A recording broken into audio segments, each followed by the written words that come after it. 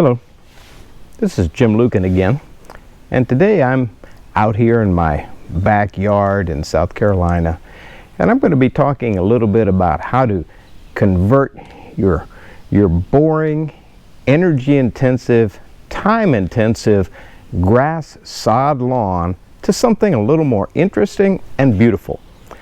I'm sitting in the middle of a section of lawn that I converted to wildflowers. And it's really quite simple, and basically today I'm going to show you how to do it. I put this in as kind of an experiment this spring, didn't know what was going to happen. The results were so good, I'm going to do a little expansion today. So stay tuned and watch how you too can convert your sod, boring lawn into something a lot more pretty and beautiful and interesting and ecologically beneficial. So let me get on my lawn box and do a little lecturing. Americans have an infatuation with the perfect green lawn. Unfortunately, what that means, of course, is high inputs of fertilizers, herbicides, pesticides, and a lot of that often ends up off the lawn, running off into our streams and rivers and even into the ocean.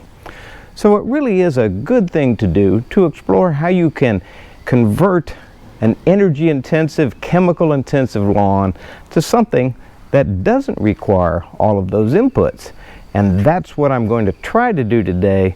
This wildflower conversion I've done here is pretty much self-maintaining, doesn't require any fertilizer. And I'm going to tell you right now, I get a lot of enjoyment out of this thing. One of the things I really like about this wildflower garden is, of course, it's aesthetically pleasing, but not only that. I can sit out here in this garden and I can watch bees, wasps, all kinds of pollinators visiting this garden, and many of these, of course, did not exist prior to the conversion. So not only am I making the lawn more interesting, I'm also creating habitat for wildlife. Now, to do this conversion, as I said before, it's really quite easy. You need a good rotary tiller. That'll make quick work of this sod, and then you can spread your wildflower seeds onto the seed bed that you've created. So watch how easy it is to get rid of this sod. Now, before you get that tiller out and start tilling around in your yard, you need to do a few things first. Number one, locate those lawn sprinkler heads. Just turn on the system and mark them with flags, because you certainly don't want to run your tiller into a lawn sprinkler head. And also, if you've got buried electrical lines or anything else you think might be buried in your lawn, by all means locate it.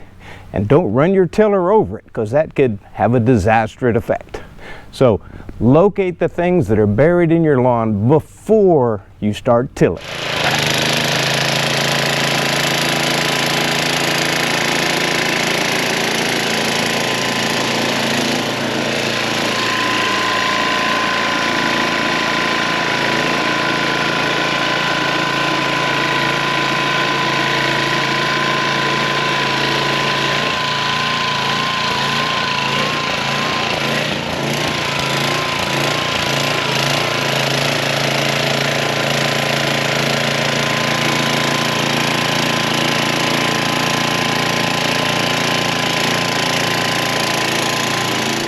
All right, now I know what some of you were thinking.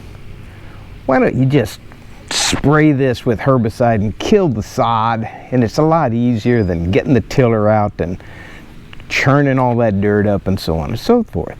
But then, doesn't that kind of defeat the purpose of what we're doing here? We're trying to reduce our input of fertilizers and chemicals and energy. And so a tiller is a one-time deal. You run that tiller around, churn up that sod, and I have to admit, I'll let this lay here for a while and come back maybe in a day or two and till it again, and let it lay in the sun, maybe till it again, then come back with a rake and remove all the pieces of the sod.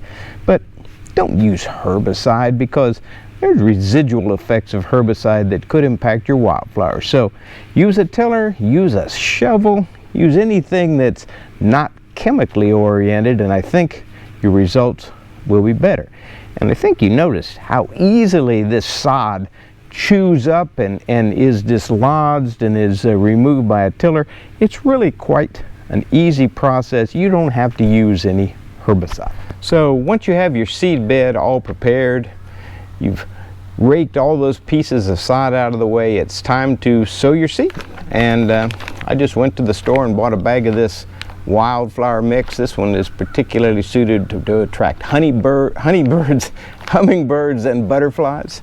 And basically just mixed some other sorts of flower seeds in there and scattered it out on the surface, raked it in very lightly with a leaf rake, and waited for the rain to come. And sure enough, within a few weeks, the wildflowers were starting to germinate. Now, some botanical purists may take issue with the fact that I use non-native plants. In this mix, there's things like baby's breath, crimson clover, cosmos, coreopsis. I see all of those sort of floating around in here, and I see some other things sort of down in the understory. I'm not too worried about these becoming invasive.